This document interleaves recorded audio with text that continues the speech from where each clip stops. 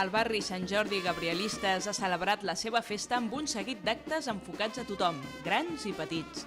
Feia anys que no es programaven tantes activitats i tan variades. Hace mucho tiempo que no se hacían unas fiestas en este barrio como se hacían antiguamente y entonces pues ahora para incentivar a la juventud y para crear un buen ambiente en el barrio y para que disfruten todos, pues hemos hecho un gran esfuerzo, toda la Junta, para organizar estas fiestas que esperemos que sean lo mejor posible.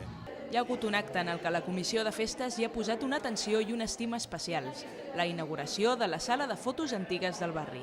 Era una sala que había quedado muy deteriorada con los ocupantes de las obras de la última remodelación del barrio y había quedado muy mal. Entonces la hemos restaurado totalmente, ha quedado muy bonita y hemos aprovechado para hacer una colección de fotos antiguas del barrio que lleva ya 40 años y ha pasado por muchas vicisitudes. Se ha hecho una solicitud a todos los propietarios de los pisos para pedirles colaboración para colocar fotos que quizás nunca se hayan visto.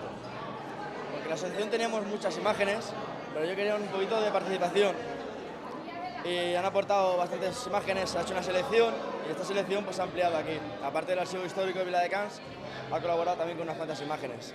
El barri Sant Jordi és especial per molts motius i l'associació de veïns vol que ho segueixi sent. Este barrio lo hizo la Caja de Cataluña, fue un barrio piloto, muy bien hecho y aquí vinimos pues todos familias recién casados, con niños pequeños y es un barrio que lleva ya 40 años, que como he dicho antes ha pasado por muchas vicisitudes. Va ser un referent i va ser un trencar mollos, per dir-ho d'alguna manera. Va ser el primer barri que era totalment peatonal, si cal destacar això.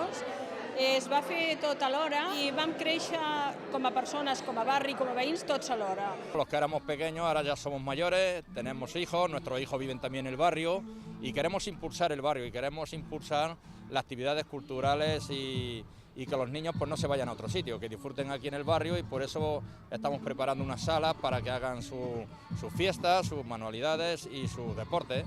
Les festes del barri Sant Jordi han servit per presentar els dos capgrossos creats per l'Esplai Llumbi, el Sant Jordi i la Margarida, que han participat en una cercavila amb els capgrossos dels grallers de Viladecans.